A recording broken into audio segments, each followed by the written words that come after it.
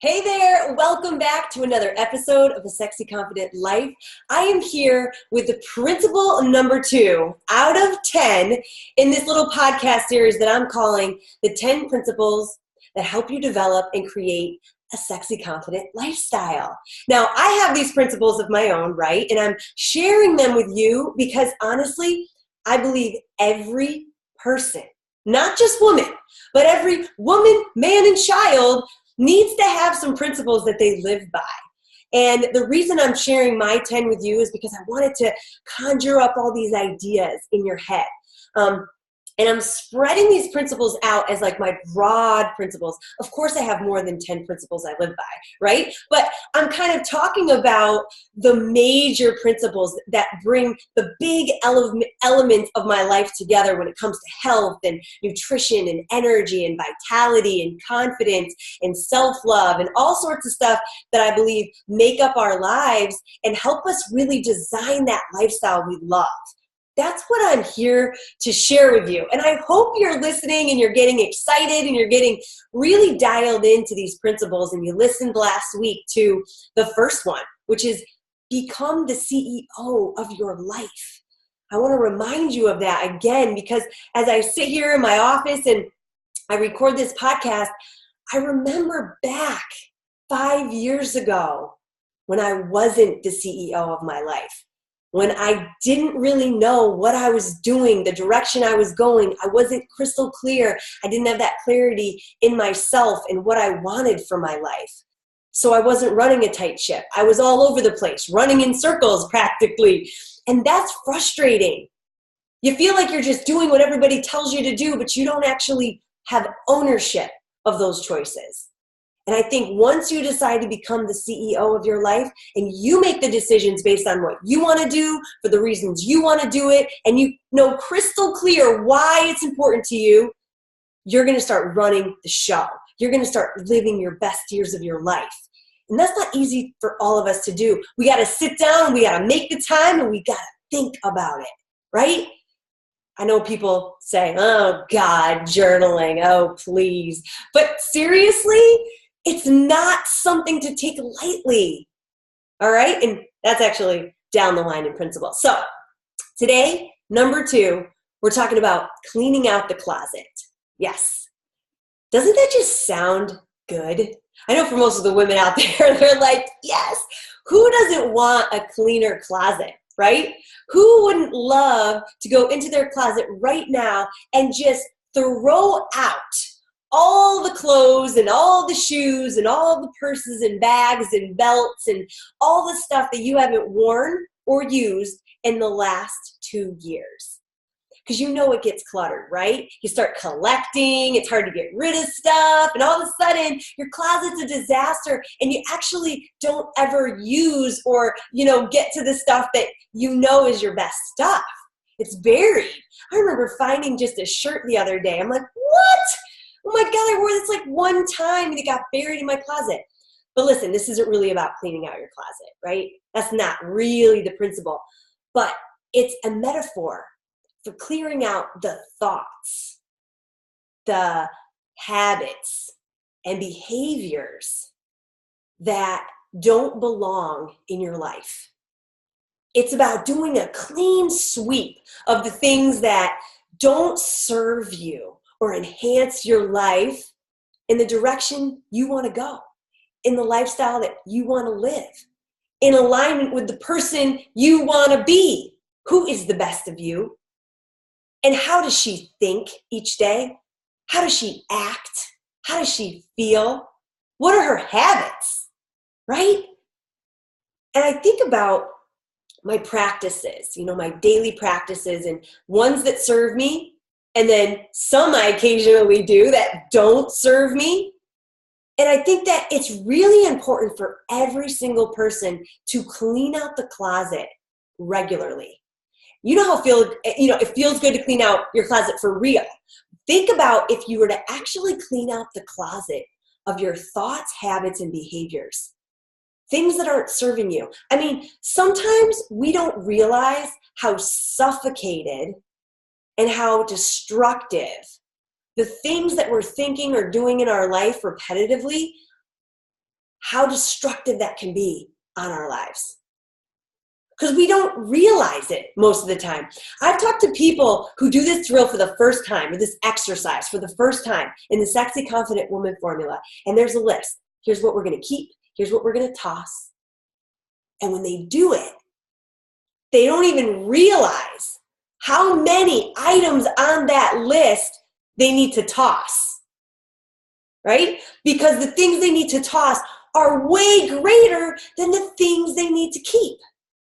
They're not doing enough of the habits, behaviors, and practices and thoughts that serve them, enhance their life, yet there's so many things they need to toss. Those negative self-limiting beliefs, those worries, those fears, those gonna kill ya. They're gonna cripple ya. And I'm saying this out of love. I love you. I want you to be the best you. I want you to feel like the best you. It's really hard to do that if you're not aware of your daily thoughts that are holding you back from feeling fully alive, feeling awesome, feeling loved, feeling capable, feeling confident, feeling strong, feeling smart, feeling love. I don't know, but you got to think on this, right? You got to think about it. What are my daily thoughts? What am I constantly repeating in my mind? Clean out the closet and go into habits, behaviors. What are the habits in your life that need to go? Do a download, do a clean out. This is what I do on a regular basis. I have to reevaluate, right? And some people do this on a weekly basis, some do it on a monthly basis. It just depends on how quickly you can go back into old bad habits or thoughts or mentalities. But if you got to do it more regularly right now, do it every week. Then when you get good and you start really getting them out and your closet staying more tidy and your head and your headspace and your practices remain more tidy, then you don't have to do it as often. But maybe you got to do it more often right now. I don't know. It depends on where you're at, right? Think about your life. Think about those practices. Think about the behaviors. I love thinking about behaviors and practices. I constantly think about, okay, when I didn't feel good this week, or when I felt tired this week, or when I felt scared or doubtful, what did I do as a response to those emotions or those feelings? Because we have days where we don't feel like doing it. We got days where we doubt ourselves. We got days, I'm not perfect. I'm just like everybody, right? I am not living this perfect life where I don't go through ups and downs. But what are my practices, my behaviors when I have those days? Are they gonna enable me to go off the deep end and sulk into my sorrow and to my fear and to my doubt? Is it going to make me just lay on the couch all day and be lazy? I'm going to evaluate. One of my practices is, why do I feel this way? And I do the opposite of what I want to do. It's hard. And I'm not saying it's not, because isn't it so much easier when you don't feel like working out to just not? Hell yeah. But if you evaluate, why don't I want to work out today? Oh, because I didn't get much sleep. My boss pissed me off. I feel like just having a pizza and watching a sad movie, right? So that's why. What am I going to do in response? I'm not going to have the pizza and watch the sad movie. I'm going to do the opposite. I'm going to go get that run in by the lake I like, or on that treadmill listening to my favorite jam, and I'm just going to listen to 2 songs that I love because they're fabulous and they're going to get me fired up, because whatever, my boss doesn't mean shit to me, and you know what, I'm better than that, and you know what, my life means more to me and my body means more to me, and I'm going to do the opposite of what I want to do because I'm evaluating my behaviors, my practices that are a response to the feelings and emotions that I might be going through. Right? When somebody calls you up and they don't have good news, that can be tough. You know, it's easy to break down. And you should cry, release your emotion. But what do you do for the rest of the day? What do you do for the rest of the week? What are your practices and behaviors based on bad news or sadness? Do they take you down for the whole week? What are the things that you can instill and practices in your life that allow you to keep living? I've got a lot of philosophies, and I'm not going to share them all with you today because today is not really about me. It's about you thinking on what garbage, what nasty habits, what dust and dander is just cramping up your style, cramping up your life, not allowing you to live your greatest because it's dirty. And that's why I like using this metaphor, cleaning out the closet, because you all can feel how good it is when you clean out the closet, when there's no clutter, when things are clear and you see everything that's available to you and you're practicing those things that enliven you, if that's even a word.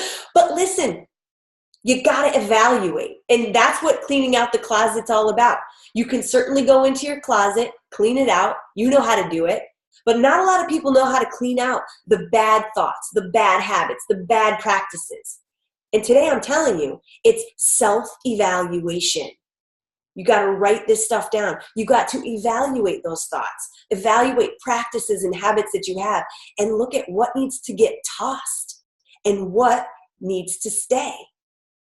I know you got some beautiful thoughts and emotions in there. I know you got some awesome habits and practices in there. I know you're capable of living your best life, but for some reason, we're not always living our best life. And it all comes down to reevaluating what we're doing, what we're thinking, how we're growing, how we're changing and shifting so that we don't get stuck in these bad negative vibes and bad negative routines that don't help us grow.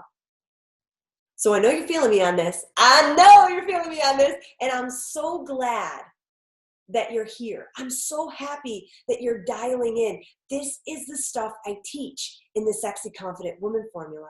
And I did this big survey to my audience. I got over 100 responses because nobody gets it. Very few people, okay, not nobody, a few people understand what the Sexy Confident Woman Formula is about. But that's why I'm doing this podcast series, because I want you to know that it's based on these 10 principles of designing a sexy, confident life. And it's 21 different lessons that allow you to do this digging, allow you to do this evaluation, allow you to develop some of the philosophies I'm going to talk about. And I'm only on number 2, baby. You're going to hear all 10. And then I hope you'll be motivated, inspired to take the next step and join me for 4 weeks. And do the deep dive, do the Sexy Confident Woman Formula, create and design the sexy confident life that you want. It's going to help you thrive, make you feel vibrant, because it's not just about figuring out a workout calendar or a nutrition plan. It's all things in your life that matter, that give you great energy, that give you great practices and great confidence and the ability to truly design a life that you want to live, because people telling you what to do, you not being the boss of your own life, harnessing negative thoughts and bad habits and behaviors, those 2 alone hopefully served you in just getting started on this journey. So I hope you'll take the time and do that deep dive, and you'll reach out to me for more info on the SCW formula if you're interested. We got 8 more principles to go in this podcast series. I hope you'll join me next time. Thanks for tuning in, guys. See you soon.